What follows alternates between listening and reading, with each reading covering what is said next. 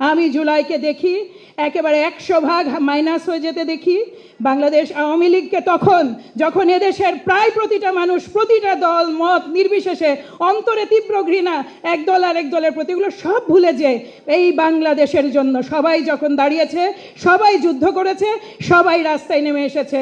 ওইটাই আমার লেন্স একটা সামগ্রিকভাবে একেবারে স্বাধীনতা এবং সার্বভৌমত্বের প্রশ্নে এবং এই দেশ থেকে ফ্যাসিস্ট বিদায়ের প্রশ্নে যে এক কাতারে নেমে আসা, ওইটাই বাংলাদেশ। এই বাংলাদেশ যদি হিস্টোরিক্যালি দেখি তাহলে 12 ভূঁইয়ার সময় থেকে কোনোদিন কারো বসংবাদ ছিল না, ইনশাল্লাহ আগামীতেও হবে না। এই যে এই সরকার যেন আপনার থাকে, এই সরকারের সাথে আপনি অবশ্যই জবাবদিহিতা করবেন। আপনি যুদ্ধ করুন আমাদের সাথে, আপনি প্রশ্ন করুন, আপনি আমাদেরকে সুতার উপরে রাখেন, একেবারে আমরা যেন সারাক্ষণ আপনাদের প্রশ্নে অস্থির হয়ে থাকি, সেইটা থাকুক। হবিগঞ্জের যে ঘটনা ঘটেছে, আমি আগেও বলেছি, আমি অত্যন্ত নিন্দা জানাই এবং আমরা সবাই অত্যন্ত সংক্ষুব্ধ এটার জন্য। এইটার যথাযথ বিচার ইনশাল্লাহ আপনারা দেখতে পাবেন। এই বাংলাদেশে আর কখনো রাজনৈতিক কারণে কোনো ধরনের কিছু প্রত্যাশা করে ঘটবে না। ডিফারেন্সটা কোথায়? ডিফারেন্সটা এখানে। আপনি এখানে এসে আপনি আমাকে জুতা দেখাতে পারেন, ওটা আপনার অধিকার। আপনি কতদূর নামবেন আপনার প্রতিবাদ করতে, যে সেটা আপনার রাইট ভাই, আমার ওখানে আপত্তি জানানোর কিছু নাই। আমি আমার জায়গায় সরকার দল হলেই আমার হাত পা কিন্তু বাঁধা। কাজেই আমি অন্তত মনে করি সব ধরনের ক্ষোভ জানানো জায়েজ আপনাদের জন্য। আমাদের চেষ্টা আছে, আমরা প্রত্যাশাও করি আগামী জুলাই হতে হতে আপনাদের সকলের সাথেই ভিন্নভাবে দেখা হবে। আমরা হয়তো কথা অনেক দীর্ঘ করতে পারতাম, অনেক দীর্ঘ করলে ভালো ছিল, কিন্তু মূল এবার কথাটা এক কথায় শেষ করি। জুলাইয়ের লেন্সকে কিভাবে দেখে? আমি জুলাইকে দেখি একেবারে 100 ভাগ মাইনাস হয়ে যেতে দেখি। বাংলাদেশ আওয়ামী লীগকে তখন যখন এদেশের প্রায় প্রতিটা মানুষ, প্রতিটা দল মত নির্বিশেষে অন্তরে তীব্র ঘৃণা এক দল আর এক দলের প্রতি, এগুলো সব ভুলে যে এই বাংলাদেশের জন্য সবাই যখন দাঁড়িয়েছে, সবাই যুদ্ধ করেছে, সবাই রাস্তায় নেমে এসেছে। ওইটাই আমার লেন্স একটা সামগ্রিকভাবে একেবারে স্বাধীনতা এবং সার্বভৌমত্বের প্রশ্নে এবং এই দেশ থেকে ফ্যাসিস্ট বিদায়ের প্রশ্নে যে এক কাতারে নেমে আসা, ওইটাই বাংলাদেশ। এই বাংলাদেশ যদি হিস্টোরিক্যালি দেখি তাহলে 12 ভূঁইয়ার সময় থেকে কোনোদিন কারো বসংবাদ ছিল না, ইনশাল্লাহ আগামীতেও হবে না। এই যে আমরা যারা বলছি বড় কথা বলে তো লাভ নাই, এই লাইন থেকে যেই বিচ্যুত হবে সেই নাই হয়ে যাবে। আমরা চাইছি এমন এক বাংলাদেশ, যেই বাংলাদেশে জনগণের ভোটে যেই সরকার আসবে সে যেন প্রশ্নের মুখে থাকে। দেখুন, 300 জন সাংসদ যারা নির্বাচিত হয়েছেন, আপনারা কেন ভাগ করে নেন না? ধরে নিন ফেল করেছে সরকার এই মুহূর্তে। আপনি কি আর আবারও বলছেন সেই জনপ্রশাসনের কথা, সেই জনপ্রশাসনের একজন অফিসার নিয়োগের কথা? সরি, আমি আমার ছোট ভাইয়ের সাথে দ্বিমত পোষণ করি।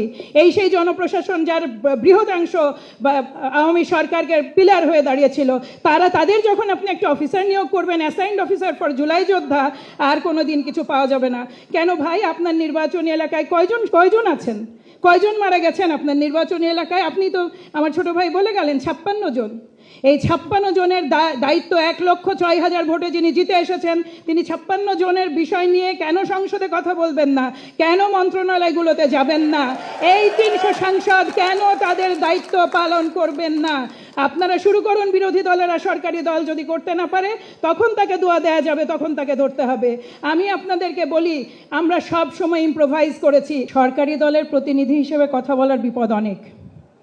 বিপদ দায়িত্বের, বিপদ জবাবদিহিতার, বিপদ আপনাদের যে ক্ষোভ আছে সেটা আসলে কিভাবে আমরা প্রসেস করব সেইটার। জুলাই যখন হয়েছে 2 বছর হয়ে গেছে, আজকে দ্বিতীয় বর্ষপূর্তি 2026। আমাদের জন্য, প্রত্যেকের জন্য 5ই আগস্টের পরে যে অন্তর্বর্তীকালীন সরকার এসেছেন, যারা সরকার পরিচালনা করেছেন, এরপরে যে নির্বাচন হয়েছে, যে রাজনৈতিক দল, মানে আমার রাজনৈতিক দল বাংলাদেশ জাতীয়তাবাদী দল, সংখ্যাগরিষ্ঠতা নিয়ে সরকার গঠন করেছেন এবং আমাদের সম্মানিত বিরোধী দলীয় নেতারা এখানে যারা নির্বাচিত হয়েছেন তারাও সেই সরকারের এক অংশ হয়েছেন বিরোধী দল হিসেবে। যে দেশে বিরোধী দল নাই এবং শক্তিশালী বিরোধী দল নাই, সে দেশে সংসদ কখনো কার্যকর হতে পারে না। এই যে বাস্তবতাটা, এই যে পথে হাঁটাটা, এই যে পরিবর্তিত সরকার, এই পরিবর্তিত সরকার আমরা সবাই হেঁটেছি আমাদের অসংখ্য কয়েক সহস্র মানুষের রক্তের ওপর দিয়ে 17-18 বছর ধরে যে 10,000 মানুষ কমপক্ষে নিহত হয়েছেন, এক্সট্রা জুডিশিয়াল কিলিংয়ে আরও অন্তত 10,000, সমস্ত দলমত নির্বিশেষে আমরা যারা জুলাই যোদ্ধা আমরা প্রত্যেকে তার অংশীদার। আমাদের যে ছেলেটি আমাদের এই তুলি বসে আছে, তুলির যে পরিবারের 6 জন সদস্যকে গুম করা হয়েছে, তুলির মায়ের কান্না আর আপনার কান্না কিন্তু এক। আমাকে যখন 2018 সালে আমার স্বামী সহ তুলে নিয়ে যাওয়া হয়, আমাদের কোনো মানবাধিকার ছিল না, ঠিক যেমন আপনাদের অনেকের সন্তানের সেই সময় মানবাধিকার ছিল না। সময়টা একই। 17 বছরে গুম, হত্যাকাণ্ড এবং যে খুন হয়েছে, সেই বেপরোয়া সেই দানব এই 36 দিনে যে তাণ্ডব চালিয়েছে, তারই ফলশ্রুতিতে কমপক্ষে 20,000 মানুষের রক্তের উপরে হেঁটে ওই যেই অন্তর্বর্তীকালীন সরকার এসেছে, সেটা আমাদের সরকার, সেটা জুলাইয়ের সরকার। এই জুলাই আপনাদের, এই সরকার আপনাদের, নির্বাচনের মাধ্যমে যে সরকার এসেছে সেই সরকারও কিন্তু আপনাদের, আপনারাই ভোট দিয়েছেন। আপনাদের মত ভিন্ন হতে পারে, আপনাদের পথ ভিন্ন হতে পারে। এই 5 মাস আমরা চেষ্টা করেছি সরকারি দল হিসেবে, বিরোধী দল হিসেবে, আমাদের প্রত্যেকের অনেক বেশি করার ছিল নিঃসন্দেহে। আমরা প্রত্যেকে আরও অনেক অনেক বেশি করতে পারতাম, কিন্তু একটা ডিস্টর্টেড দেশ যার মিনিমাম কোনো ফাইন্যান্সিয়াল স্ট্যাবিলিটি নাই। সংসদে আমার যে মাননীয় সম্মানিত সংসদ সদস্যরা যান, তারা প্রত্যেকে জানেন যে আসলে প্রেসিং ইস্যুগুলো কত ভয়ঙ্কর। আপনারা যারা বসে আছেন, আপনাদের এই ক্ষোভ আর কষ্ট প্রতি ঘন্টা আপনাদের জন্য অনেক মূল্যবান, আমরা সেটা ফিল করি। কেন ফিল করি জানেন? কারণ আপনার জন্য ওইটাই কিন্তু জীবন মরণ। আপনাকে কি দিয়ে কম্পেনসেট করা যাবে? কালকে এই ধরনের একটা প্রোগ্রামে আমি ছিলাম। আমি কোনোদিন বিশ্বাস করি না রক্তের কোনো মূল্য হয়। আমি কোনোদিন বিশ্বাস করি না যার চোখ চলে গেছে, যার হাত চলে গেছে, সেটা এই পৃথিবীতে কোনো কিছু দিয়ে কম্পেনসেট করা সম্ভব। কিন্তু কি করা যায়? এই সরকার যেন আপনার থাকে, এই সরকারের সাথে আপনি অবশ্যই জবাবদিহিতা করবেন। আপনি যুদ্ধ করুন আমাদের সাথে, আপনি প্রশ্ন করুন, আপনি আমাদেরকে সুতার উপরে রাখেন, একেবারে আমরা যেন সারাক্ষণ আপনাদের প্রশ্নে অস্থির হয়ে থাকি, সেইটা থাকুক। কিন্তু মনে রাখবেন, আপনি এবং আমরা কিন্তু একই। আপনার দল বা আপনার চাওয়া বা আপনার পছন্দের দল এবং বাংলাদেশি জাতীয়তাবাদী দল, আমরা কিন্তু একই। এই যে কিছুক্ষণ আগে আমি শহীদ সালাউদ্দিন কাদের চৌধুরীর একটা ভিডিও দেখছিলাম, দুর্ভাগ্যক্রমে ওই সময় যারা অ্যারেস্ট হয়েছিলেন তাদের কয়েকজনের জন্য আমার দৌড়াদৌড়ি করার বয়স তখন আমার অনেক কম, আমার দৌড়াদৌড়ি করার সুযোগ হয়েছিল হিউম্যান রাইটস অর্গানাইজারদের সাথে, এই পরিবারগুলোর সাথে। আমি নিজ চোখে দেখেছি কিভাবে এগুলো হয়েছে, কিভাবে যখন ঐক্য ভেঙে টুকরা হয়ে যায় তখন তার ফায়দা কিভাবে সুবিধাবাদী মহল নেয়। আমাদের এই দেশে দেশপ্রেম, সার্বভৌমত্বকে ভালোবাসা এবং শিরদাঁড়া সোজা করে থাকা, এই বাংলাদেশের জন্য সবচেয়ে বড় অভিশাপ। এই অভিশাপটা সবচেয়ে বড় অভিশাপ বলে বেছে বেছে কিছু মানুষকে দেশ থেকে সরিয়ে দেওয়া হয়েছে। আপনারা সবাই জানেন, আপনারা প্রত্যেকে এটার উইটনেস। এখানে ছোট ভাইরা কথা বলে গেছেন, এখানে কথা বলে গেছেন আমাদের সম্মানিত সাংসদ। একটা কথা আপনাকে বলি, ভোট দিয়ে নির্বাচিত করেছেন তো 300 আসনে 300 এমপিকে। আপনাদের প্রত্যেকের এলাকায় 2000 জন মানুষ, এখানে 1400 মানুষ আমরা এনলিস্টেড পাই, কিন্তু প্রকৃতপক্ষে আমার নিজের ধারণা নিহতের সংখ্যা 2000-এর নিচে হবে না। অন্তত এমন অনেক পরিবার আমি জানি যাদের পরিবার কখনো পরিসংখ্যানে আসবে না, তাদের পরিবার কোনো দিন কোনো অভিযোগ জানাতে যায়নি। এত দুরবস্থা, এত দারিদ্র এই পরিবারগুলোতে তাদের একজন সন্তান কেন হারিয়ে গেছে তারা সেটা জানে না, তারা এমনকি ভয়েসও রেজ করতে পারে না। এই সংখ্যাগুলো আমরা আননেমড ধরি, ওই আননেমড সংখ্যা, এনারা সকলেই কিন্তু এই ভয়ঙ্কর সময়ের ভিকটিম। এই ভয়ঙ্কর সময় আপনি আমাকে প্রশ্ন করুন, আপনি যা ক্ষোভ আছে সব ঝাড়ুন, কিন্তু আপনার পেছনে যেন কখনোই আর কোনো সুবিধাবাদী মহল সেটা সুবিধা নিতে না পারে। সরকার আপনাদের, আগামী ভোটে যারা আসবেন, আক্তাররা সামনে বসে আছেন, সামনে মার্দিয়া আপু বসে আছেন, আমি প্রত্যাশা করি যে আগামী সরকার তারা গঠন করবেন। সমস্যা নাই তো, এই জিনিসটাই তো আমরা চাইছি। আমরা চাইছি এমন এক বাংলাদেশ, যেই বাংলাদেশে জনগণের ভোটে যেই সরকার আসবে সে যেন প্রশ্নের মুখে থাকে। দেখুন, 300 জন সাংসদ যারা নির্বাচিত হয়েছেন, আপনারা কেন ভাগ করে নেন না? ধরে নিন ফেল করেছে সরকার। এই মুহূর্তে আপনি কি আর আবারও বলছেন সেই জনপ্রশাসনের কথা, সেই জনপ্রশাসনের একজন অফিসার নিয়োগের কথা? সরি, আমি আমার ছোট ভাইয়ের সাথে দ্বিমত পোষণ করি। সেই জনপ্রশাসন যার বৃহদাংশ আওয়ামী সরকারকে পিলার হয়ে দাঁড়িয়েছিল, তাদের যখন আপনি একটা অফিসার নিয়োগ করবেন, অ্যাসাইন্ড অফিসার ফর জুলাই যোদ্ধা, আর কোনো দিন কিছু পাওয়া যাবে না। কেন ভাই, আপনার নির্বাচনী এলাকায় কয়জন আছেন? কয়জন মারা গেছেন আপনার নির্বাচনী এলাকায়? আপনি তো, আমার ছোট ভাই বলে গেলেন, 56 জন।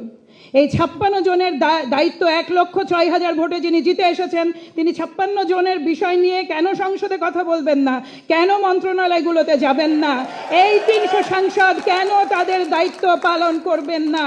আপনারা শুরু করুন, বিরোধী দলেরা, সরকারি দল যদি করতে না পারে তখন তাকে দোয়া দেওয়া যাবে, তখন তাকে ধরতে হবে। আমি আপনাদেরকে বলি, আমরা সব সময় ইম্প্রোভাইজ করেছি। 14ই জুলাই রাতে যখন ওই আমাদের সন্তানদের, আমাদের মেয়েগুলোকে মারা হলো, ইম্প্রোভাইজ করা হয়েছে যখন পাবলিক ইউনিভার্সিটিগুলোকে বন্ধ করে দেওয়া হলো, প্রাইভেট ইউনিভার্সিটির বাচ্চারা নেমে আসলো, এগুলো সবই ইম্প্রোভাইজেশন।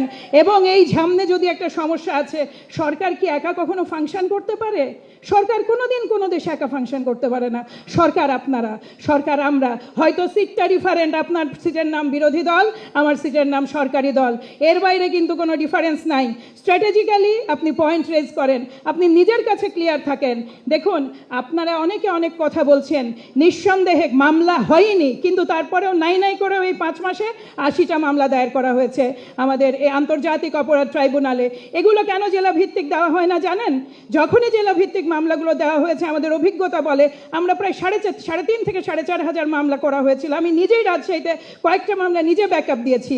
আমাদের লোকজনকে যখন আমরা মামলা করতে পাঠিয়েছি, সেই সময় তৎকালীন কর্মরত যে পুলিশ অফিসাররা ছিলেন, তারা এমন ধারা দেন যেটা বেইলেবল, যারা এমন একটা মামলা দেন যেই মামলায় খুব অল্প সাজা হয়। এখানে আমার একজন বোন আছেন যার সন্তান মারা গেছে, মাত্র 3.5 বছরের একটা জেল দিয়ে সেই মামলা রায় দিয়ে দেওয়া হয়েছে। কেন দিয়ে দেওয়া হয়েছে? কারণ মামলাটার বুনিয়াদটাই দুর্বল, মামলাটা সাজিয়েছে দুর্বলভাবে। আপনি কি চান যে আপনার সন্তানের খুনি 2 বছরের জেল, 5 বছরের জেল, 4 বছরের জেল নিয়ে বেরিয়ে যাক? না, আমরা ফাঁসি চাই। এবং আমরা ফাঁসি চাই বলে খেয়াল রাখবেন, 80টা মামলা হয়েছে, 7টা মামলার রায় হয়েছে। 7টা মামলার মধ্যে আমি যে কয়টা মনে করতে পারি, যে ওই যে আপনার কার্নিশে ঝুলেছিল যে ছেলেটিকে মারা হয়েছে ওই যে হত্যা করা হয়েছিল আপনার চানখারপুলে, সেই মামলাটার রায় হয়েছে। মামলা মুগ্ধ এবং স্নিগ্ধ, এখানে স্নিগ্ধ ভালো বলতে পারবে, সে আই হোপ সে এখনো আছে, তাদের মামলাটাও কিন্তু গতি পেয়েছে। এবং 11 জন সহ, ওখানে 11 জন সহ। দেখুন, এই মামলার রায়ের ব্যাপারে অন্তত রাতারাতি কোনো কথা আমার মনে হয় না চাওয়াই ভালো। কেন জানেন? আজ থেকে 10 বছর, 15 বছর, 20 বছর, 30 বছর পরে কেউ যেন কোনোদিন আঙুল না তুলতে পারে। যেইভাবে আমরা দেখেছি জুডিশিয়াল কিলিং হয় এদেশে, মামলার নামে যেইভাবে অসংখ্য হত্যাকাণ্ড আমরা দেখে এসেছি, ওই হিস্ট্রি রিপিট করার দরকার নাই এদেশে। হ্যাঁ, আমরা চেষ্টা করেছি। আমি খুবই খুশি হতাম জুলাই রেভলিউশনারি অ্যালায়েন্স যদি আইন মন্ত্রণালয় থেকে কাউকে আনতে পারতেন। আমি নিজে আইনজীবীও নই, কিন্তু আমি সহজ কথা যেটা বুঝি সেটা হচ্ছে আপনি এবং আমি এক। 2018 সালে যখন আমাকে আমার স্বামী সহ তুলে নিয়ে যাওয়া হয়, আবার ওই কথাটা রিপিট করি, ওই দিন আমি জানি যে আমরা কেউ না যদি না রাষ্ট্র আমাদের পদানত হয়। রাষ্ট্র পদানত কখন হয়? যখন একজন মানুষের হিউম্যান রাইটস একেবারে ম্যাক্সিমাম উন্নত অবস্থায় থাকে। এই জায়গাটা আমাদের যুদ্ধের জায়গা। যা ঘটে গেছে